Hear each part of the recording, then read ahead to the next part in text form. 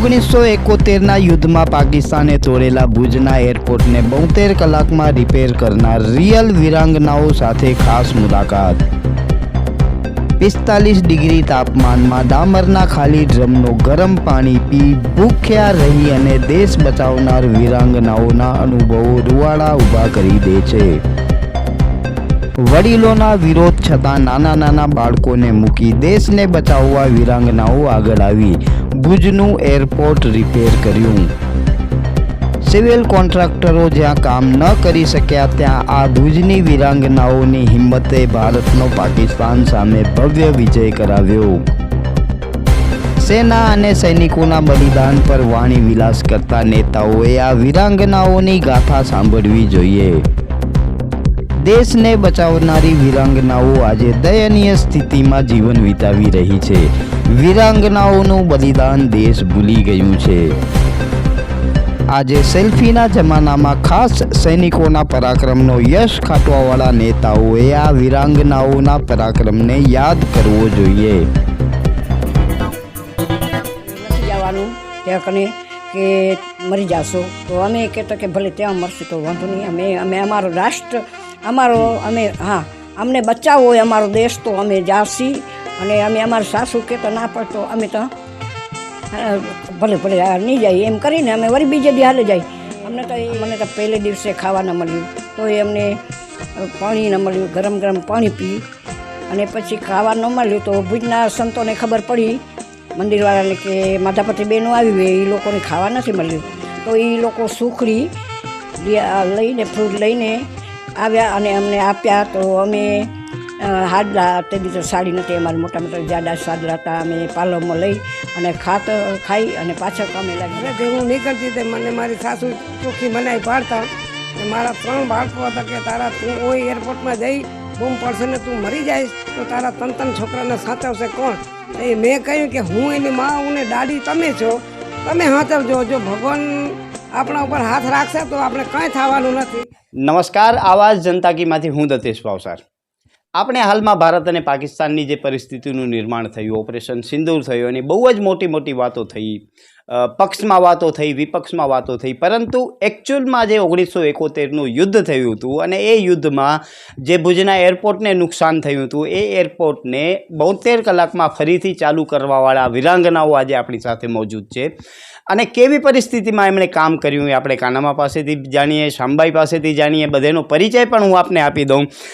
કાનાભાઈ શિવજી હિરાણી જેઓ મારી બાજુમાં બેઠા છે, વીરભાઈ છે, પછી રતનભાઈ છે, શામભાઈ છે આપણી સાથે, વાલભાઈ છે અને શામભાઈ બધે આપણી સાથે મોજૂદ છે, કેમ કે એ યુદ્ધમાં જે વીરાંગનાઓએ કામ કર્યો હવે અમુક જ સંખ્યામાં આપણી સાથે વધ્યા છે। સ્વાભાવિક છે કે આટલા વર્ષ વીતી જાય એટલે ઉંમરનું કામ કરતું હોય, પરંતુ જે હકીકતમાં વીરો છે, હકીકતમાં આપણે જે ઓપરેશનમાં પાકિસ્તાનના યુદ્ધ વખતે આપણે જે કામ લાગ્યા છે ને આપણી આવનારી પેઢી જ્યારે બચી છે એ આ વીરાંગનાઓને જ આપણે સલામ કરવું જોઈએ, કેમ કે આવી પરિસ્થિતિમાં જ્યારે એમણે 72 કલાકમાં સવારે 7થી સાંજે 7 વાગ્યા સુધી કામ કરી અને ભુજનો એરપોર્ટ જે એર સ્ટ્રીપ હતી એને રિપેર કર્યો ત્યારે જ આપણે આજે જીવિત છીએ। તો કાનામાં હું તમને પહેલે પૂછીશ કે એ વખતે તમે કામ કરવા જતા કેવો તમારો અનુભવ રહેતો, કેમ કે ઘરેથી તો ના પાડતા, સાસુ બહુ વિરોધ કરતા, તે છતાં તમે જતા રહ્યા।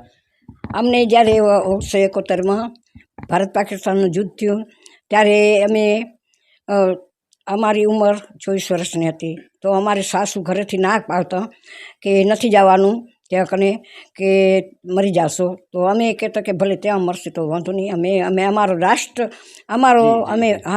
અમને બચાવવો હોય અમારો દેશ તો અમે જાશી અને અમે અમારા સાસુ કહેતા ના પડતો અમે તો ભલે નહીં જાય એમ કરીને અમે વળી બીજે દી હાલે જાય।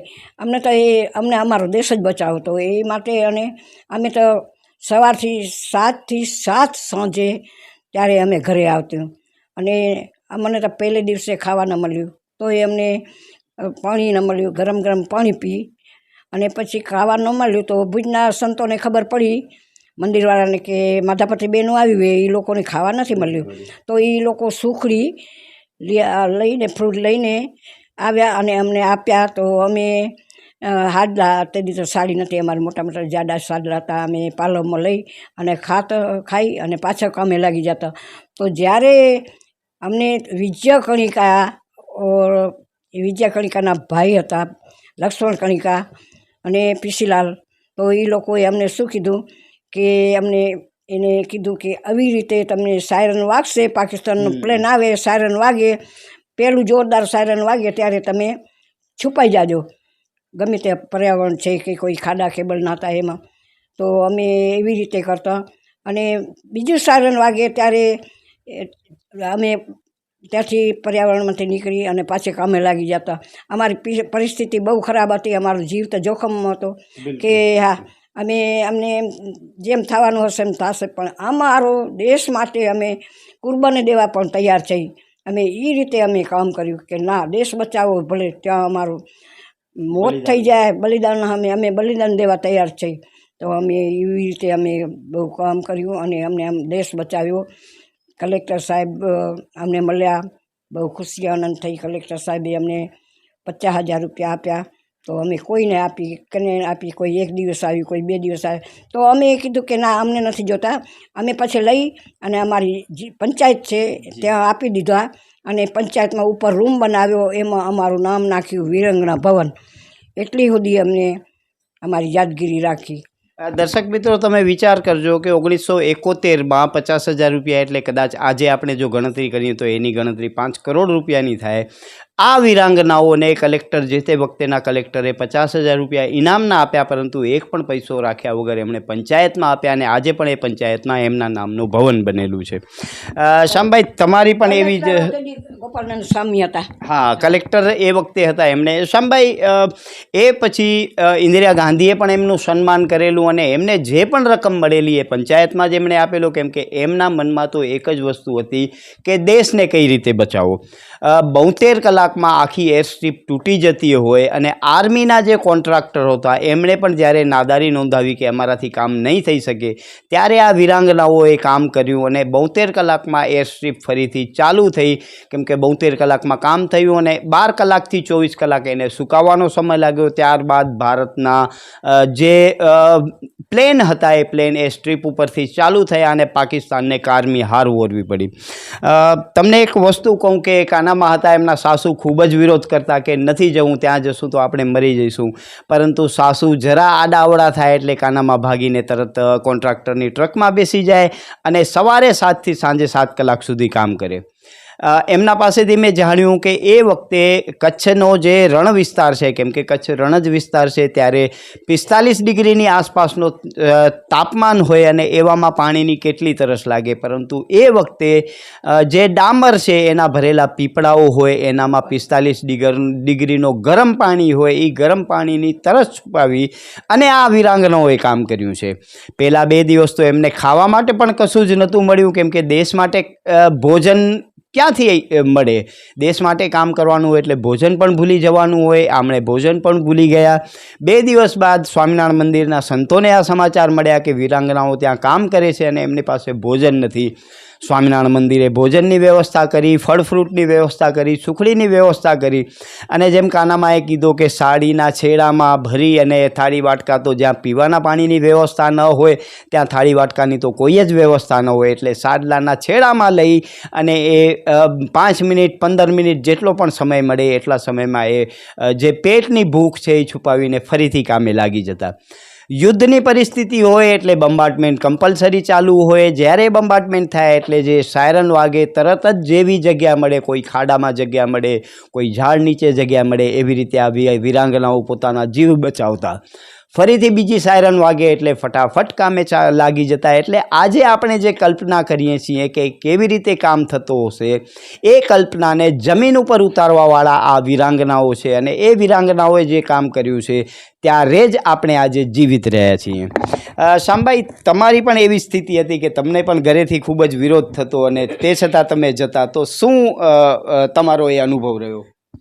ઘરેથી હું નીકળતી તે મને મારી સાસુ ચોખ્ખી મનાઈ પાડતા કે મારા 3 બાળકો હતા કે તું ઓય એરપોર્ટમાં જઈ બૂમ પડશે ને તું મરી જઈશ તો તારા 3 છોકરાને સાચવશે કોણ? તો મેં કહ્યું કે હું એની માં, હું ને દાદી તમે છો, તમે સાચવજો. જો ભગવાન આપણા ઉપર હાથ રાખશે તો આપણે કંઈ થવાનું નથી. તો સાસુ બહુ તોય ખીજાય તોય હાંચે કહું ના ને સવારે પટી કાઢીને ભાગી જાઉં. અને મારા છોકરાને ડેલીને બાયણે ઊભા રાખે. તારી મમ્મી જાય ને તો સાદલા ઉખડી નાખજે, એટલે તારી મમ્મી પાછો પહેરશે તો ગાડી ઉપડી જશે. તો મારા 3 છોકરા હતા, તો તને છોકરા મારાને શીખાડે એમ કરે. પછી છોકરાને હું એને પટાવું કે હું તારા માટે પીપી લેવા જઈશ, પીપી લઈ આવીશ. એક દિવસ કર્યું, બીજો દિવસ કર્યું, ત્રીજે દિવસે છોકરા કે તું ખોટું બોલે, મમ્મી લઈ નથી આવતી કાંઈ. તો પછી મેં એક આનું હતું ને પહેલાંનું, એ આનાની પીપો લઈને મેં મારા છોકરા માટે રાખી. અને મારી સાસુએ કહ્યું કે તું તો મરી જ જવાની, કે આવવાની છે જ નહીં પાછી. કે આ લીલા કલરના જે સાડલા પહેરવાના હતા અમને, મારી સાસુને મેં કહ્યું મને 5 રૂપિયા આપો, હું સાડી લઈ આવું 5 રૂપિયાની. એ કે મરવા શું કેમ જાય, કે સાડી બાડી હું નહીં લઈ દઉં. માં કાને દીધું, તો માએ મને એમ કીધું, તો કે કોણ કે એરપોર્ટમાં મરવા જાય એમ, તો સાડી બાડી નહીં લઈ દઉં. આવી બેનપણી પાસેથી મેં 5 રૂપિયા ઉધારા લઈને મેં સાડી લીધી. તો 6 દિવસ કામ કરીને સાડી બાવરિયામાં અટકી અટકીને તૂટી પડી. હા, એ વખતે તમને કહી દઉં કે યુદ્ધનું વાતાવરણ એવું હતું, એટલે લીલા કલરના કપડાં એટલા માટે પહેરવામાં આવતા કે એ આજુબાજુનું વાતાવરણ હોય એ વાતાવરણમાં મેચ થઈ જાય. અને ઉપરથી જ્યાંથી પ્લેન નીકળતા હોય તો એમને માણસનું અનુભૂતિ ન થાય, એટલે કામ કરવા વખતે લીલી સાડી જ પહેરવામાં આવતી. અને જે શામબાઈ પાસે લીલી સાડી નથી, અને એ વખતે 5 રૂપિયા પણ નવી સાડી લેવા માટે નહોતા. એટલે દર્શક મિત્રો, તમે વિચારો કે આજે આપણે ખૂબ જ મોટી વાતો કરીએ, ફલાણા ઓપરેશન, પૂંછડા ઓપરેશન, ઢીકડા ઓપરેશન, પરંતુ જ્યારે જમીન ઉપર કામ કરવાનું આવે છે ત્યારે માત્ર વાતો જ થતી હોય છે. અને કામ આ વિરાંગનાઓએ કર્યું છે, એને સત નમન છે. તમને અન્ય એક વસ્તુ કહી દઉં કે જ્યારે એ કામ કરવા જતા, જેમ શામબાઈએ કીધું કે સાંજે આવે એટલે એમના સાસુ ખૂબ જ વિરોધ કરે, એટલે શામબાઈ કહી દે કે આવતીકાલે હું કામ કરવા નથી જવાની. પરંતુ સાસુ થોડાક આગા પાછા થાય, છોકરા 3 નાના બાળકોને મૂકી અને ફટાફટ ભાગી જતા, કેમ કે દેશને બચાવવો એ પ્રથમ હતો. બાળકો તો કદાચ દેશ બચે તો બાળકો બચી જ જવાના હતા, પરંતુ જો દેશ ન બચે તો બાળકોને કઈ રીતે મોટા કરવા. શામબાઈના મનમાં પણ એવું જ હતું કે દેશને સૌથી પહેલે બચાવવો છે, બાળકો તો કદાચ આપણે ફરીથી બચાવી લેશું. શામબાઈએ બીજી એક સરસ વાત કરી કે જો બોમ્બ પડશે તો એમના સાસુ કહેતા કે બોમ્બ પડશે તો શું થશે. શામબાઈએ એમના સાસુને બહુ જ સરસ જવાબ આપ્યો કે એ જગ્યાએ બોમ્બ પડશે એને ભૂલી જાઓ, પરંતુ આપણા ઘર ઉપર બોમ્બ પડશે તો શું થશે. જો એ સ્ટ્રીપ રિપેર નહીં થાય તો આપણા માધા પર, ભુજ અને આખા કચ્છ ઉપર બોમ્બ પડવાના છે. અને જો એ રિપેર થશે તો પાકિસ્તાનને વળતો જવાબ આપવો પડશે, અને ત્યારે પાકિસ્તાનની કારમી હાર થઈ હતી. એટલે દર્શક મિત્રો, એક વસ્તુ તો વિચારી જ લેજો કે જ્યારે તમે દેશ માટે વિચારો ત્યારે આમનો દ્રશ્ય આબેહૂબ નજરમાં રાખજો કે 1971ની લડાઈમાં જ્યારે આ વિરાંગનાઓએ કામ કર્યું હતું ત્યારે આજે આપણી પેઢીઓ જીવિત છે. શામબાઈ, આજે આપણે કાનમાં આપણે બધી જગ્યાએ જોઈએ છીએ કે મોટી વાતો થાય છે, પરંતુ દેશની દાજ માટે આજે કોઈ પણ રાજકારણીઓ આગળ નથી આવતા, કે દેશ માટે લડવા માટે કોઈ પણ આગળ નથી આવતા. તમને એવું લાગે છે કે એ વખતે તમે મહેનત કરી અને આજની પેઢીમાં એ મહેનતનો અભાવ છે? મહેનત કરી, એટલી બધી મહેનત કરી, આખો દેશ બચાવ્યો. આજે ભુજ ન હોત, હા, અને પાકિસ્તાનવાળા ઉપર આપણા ઉપર રાજ કરત, તો એ લોકોને વિચાર કરવો જોઈએ કે આ વિરંગનું બેનું હવે તો ઉંમર થઈ, તો એને થોડુંક તો અમને સાથ આપી, કે એને કંઈક આપી તો એ બેનું ઘેઢ્યું થયું તો ઉંમરવાળું તો બેનુંનો રોટલો તો થઈ જાય. કે થોડુંક તો એને વિચાર કરવો જોઈએ ને સરકારને, કે આ બેનું કે ઉંમરમાં હવે બહુ નથી, ઉંમર ઘણી થઈ ગઈ તો બેનું કામ કરી નથી શકતું, તો થોડોક તો એને સહકાર આપવો જોઈએ. એટલું અમારું કહેવાનું છે કે અમને થોડું સહકાર આપો તો અમારી રોજીરોટી થઈ જાય. દર્શક મિત્રો, તમે વિચારો કે 1971માં આ વિરાંગનાઓએ પોતાના જીવને જોખમમાં મૂક્યા, પૂરા પરિવારને જોખમમાં મૂક્યા, પરંતુ આજે એમની સ્થિતિ એવી છે કે કોઈ પૂછવાવાળું નથી. બહુ દુઃખદ વાત છે, કેમ કે એ આપણે જે જૂનો છે એ આપણે આપણો ઇતિહાસ ભૂલી ગયા છીએ, અને જ્યારે આપણે ઇતિહાસ ભૂલીએ છીએ ત્યારે એ ભવિષ્ય આપણું ખૂબ જ જોખમમાં મુકાય છે. જેમ મેં અતીતમાં કહ્યું છે કે વર્તમાનની કબર ઉપર જો ભવિષ્યનું નિર્માણ થતું હોય તો એ નિર્માણ બિલકુલ બેકાર છે. એટલે દેશની પણ જવાબદારી છે. આજે પોલિટિશિયનો અને રાજકારણીઓ મોટી વાતો કરે છે, પરંતુ આમના ઘરની સ્થિતિ કેવી છે એ કોઈ પણ જોવા જવા માટે તૈયાર નથી. એટલે મારી તમને લોકોને એ વિનંતી છે કે જે હકીકતમાં હીરો છે એમને તમે સેલ્યુટ કરજો. રાજકારણીઓ તો આજે છે, 5 વર્ષ માટે છે અને આવતીકાલે નથી, પરંતુ જેણે દેશ માટે કામ કર્યું છે એને સો સલામ કરવા માટેનો સમય છે. અને જો એની આપણે એ વખતેની કુરબાની છે એને યાદ નહીં કરીએ તો આવતીકાલ પણ આપણે ભૂલી જશે અને આવતીકાલે આપણી સ્થિતિ પણ એવી જ થવાની છે કે જેમ દૂધમાંથી નીકળેલી માખી ભૂલાઈ જાય છે. મને એક બહુ જ સારો શેર યાદ આવે છે, કેમ કે આમણે જે યુદ્ધ લડ્યું છે એ આપણે કોઈ યુદ્ધ લડી શકવાના નથી અને ભવિષ્યમાં જ પણ જે યુદ્ધ થશે તો આમનામાંથી આપણે જે પ્રેરણાઓ લઈને જ આગળ વધવાનું છે. द्वंद्व कहाँ तक पाला जाए, युद्ध कहाँ तक टाला जाए, तू भी राणा का वंशज है, फेंक जहाँ तक बाला जाए. नमस्कार, आवाज़ जनता की માંથી હું દતેશ ભાવસાર. તમને અમારી સ્ટોરી સારી લાગે તો લાઈક કરો, સારી ન લાગે તો અમને સૂચન આપજો, પરંતુ સબસ્ક્રાઈબ કરજો જરૂર.